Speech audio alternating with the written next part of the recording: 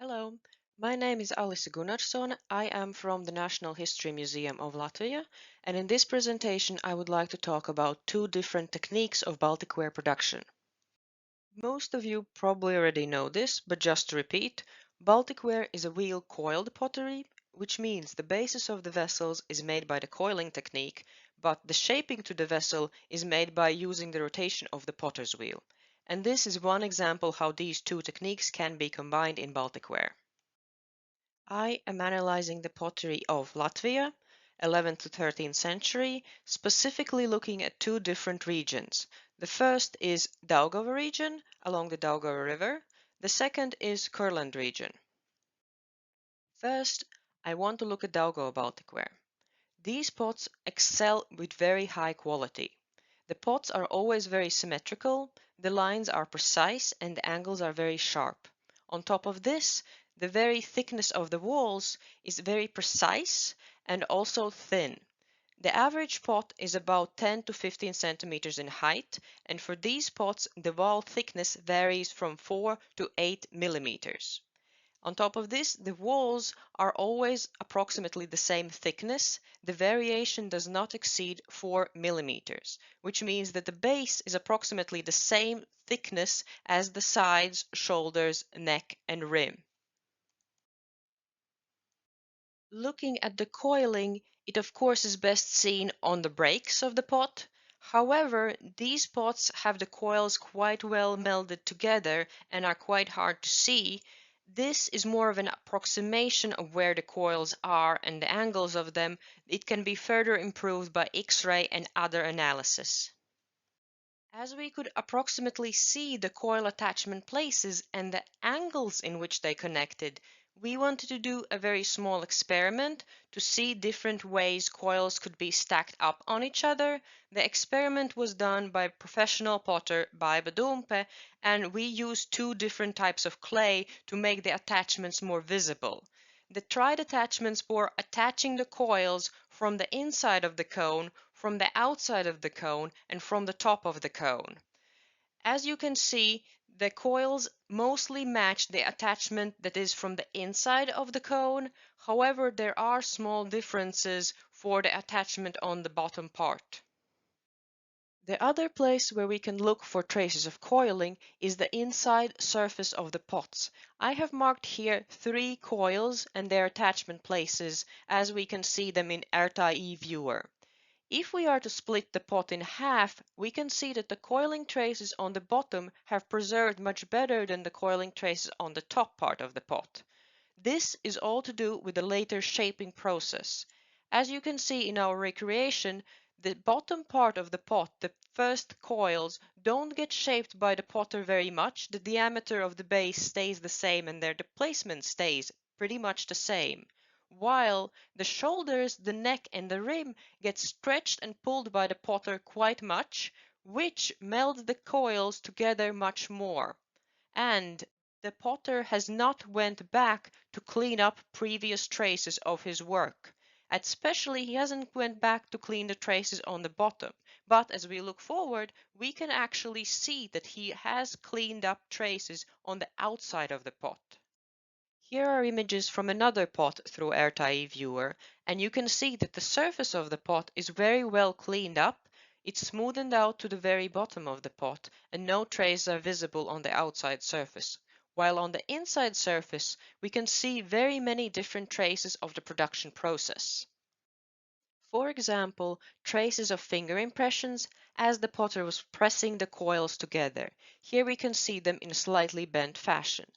This bent fashion might be actually due to the later shaping process, as if the potter is pressing the coils up in a straight fashion, but later the potter's wheel is rotating counterclockwise, as the fingers of the potter would be then pulling the pot clockwise direction, the impressions would slightly warp and bend with the clay which is being pulled in a clockwise direction. On this pot, actually we can also see the traces from quite an intense use of the potter's wheel, here by the circle in the middle, which shows that the potter's wheel had been rotating for several consecutive times, able to resist the drag of the potter's fingers. Looking through RTI viewer, we can also see more detailed production traces. For example, here on the surface of some pots, we can see that a specific tool has been used. Here there are plateaus which are not consistent with potter's fingers, but with some type of flat tool. Such tools have been found in the archaeological excavations of Novgorod, attributed to an appropriate time period. On the other hand, on the inside, we can see lines from potter's fingers that have been left from the shaping process. So the shaping must have looked something like this. Should also mention that the drag lines have very few interruptions when the potter has lifted his fingers off and replaced them on the clay, showing quite a long and extended shaping process and a rotation of the wheel. Next, we should look at Kurland pottery. These pots are quite different, not just stylistically and ornamentation-wise, the technical production aspect of them is quite different. First you can see is the wall thickness. It's quite different than we can see around Daugava. The pot bases are the thickest part of the pot, in extreme cases reaching up to 1.7 centimeters, and I have not seen a base that is thinner than 1 centimeter. Further up, the pot walls generally thin down, where the thinnest part is at the shoulder, which is approximately 4 millimeters thick, or 4 millimeters thin, how you take it. So the variation within one pot varies between 7 millimeters up to 1.3 centimeters. The coiling of these vessels also seems to have been done from the inside. Actually, this coiling technique better matches our experiment as the base seems to have been attached separately. Looking at the coiling traces on the surface of the pots, we can see that they have been smoothed out. The only coiling trace for this particular pot bottom can be seen here, but generally they have been smoothed out quite well, as actually would be more similar to handmade pottery, where the coils are always evened out periodically during the construction of the pot. There are quite a few drag lines preserved from this shaping out and smoothing out of the coils. Here I have marked two strokes, horizontal strokes, which would be consistent with the use of potter's wheel. And as you can see, they don't even cover the full circumference of the pot bottom, so it shows that the wheel was not rotated fully round, and one of them is stopped 2/3 of the way and the other is 1/3. And between these two strokes consistent with the use of potter's wheel, among them there are many strokes which would not be consistent of a potter's wheel, which are diagonal, bent or vertical even. And here I have marked some of them, showing the use of hand shaping technique was predominant in making this base. On this chart, actually, we can see a more intense use of the potter's wheel by the horizontal drag lines. But even on this small shard, we can see two diagonal lines when the potter stopped or started his stroke. Especially here, there is a small smudge where the potter lifted his fingers off the vessel. And by the top diagonal line, we can see that the repositioning of the hands happened quite often during the shaping process, as the top diagonal line covers horizontal lines, but itself is covered by horizontal drag lines, showing that the same part of the pot was shaped repeatedly and the hands were repositioned repeatedly. However, looking at the shards from the rim and neck of the pot, we can't see as often repositioning of hands. We can see horizontal drag lines, but not the stops and starts of the potter's motion. So, how do these two types of Baltic ware compare? Well, firstly, we can say that Dalgo Baltic ware pots are quite higher quality than what we can see in Kurland, based on the wall thickness and specifically the consistency of the wall thickness within one vessel. The second is the use of the potter's wheel.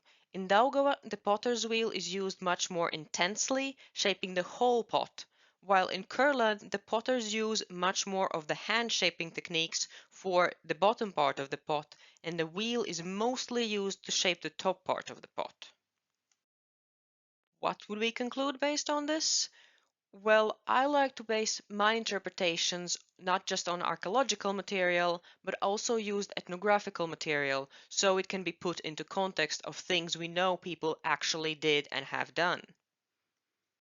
In the 1900s, in Slav regions and Lithuania, there are still many people making Baltic ware and Slavic pottery using the traditional methods, so we actually have very much recorded history from these potters and their production process, from the very beginnings to the very endings.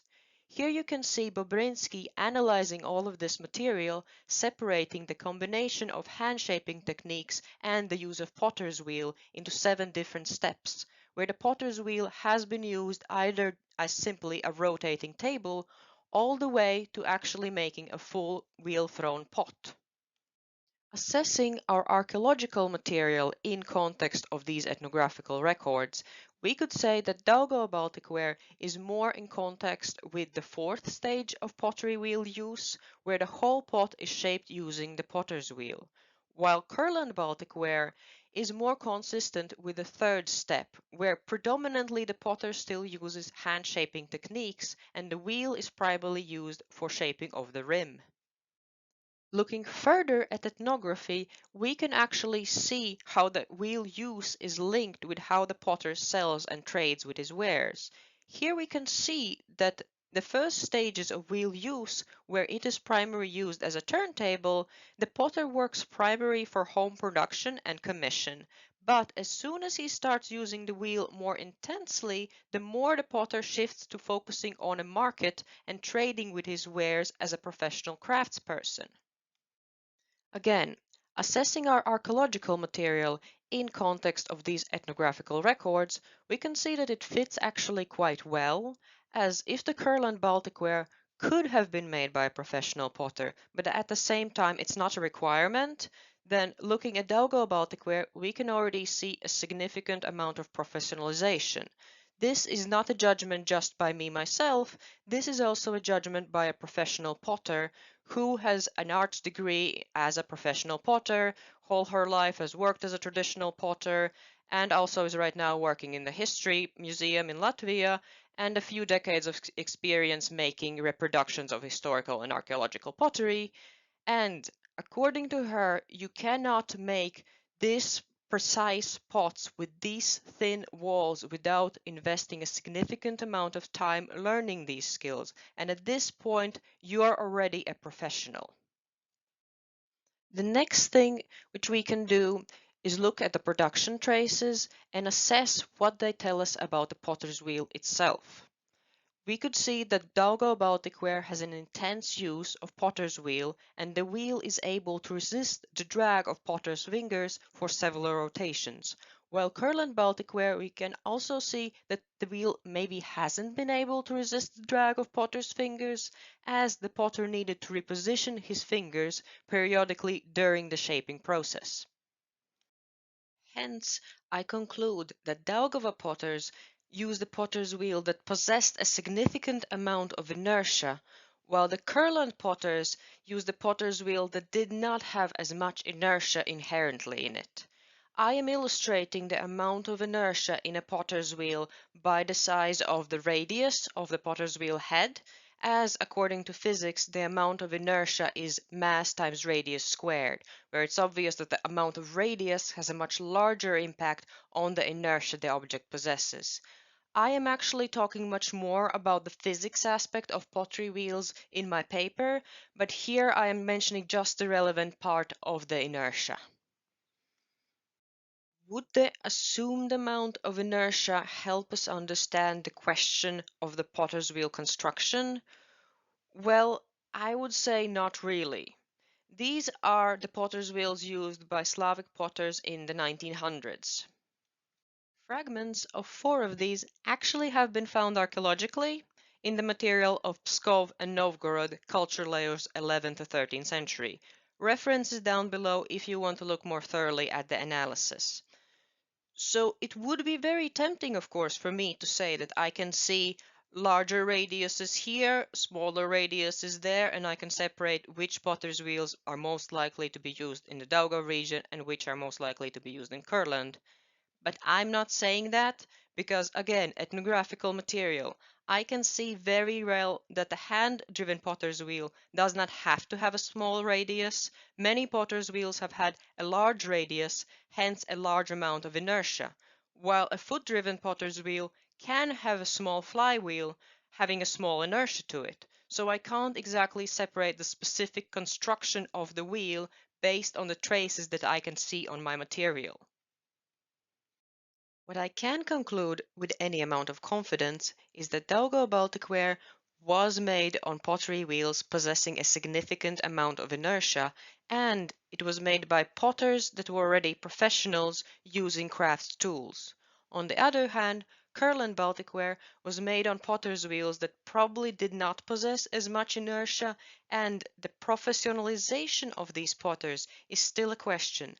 They might have been professional potters, or they might have been making the pots for the needs of personal relations and the kin.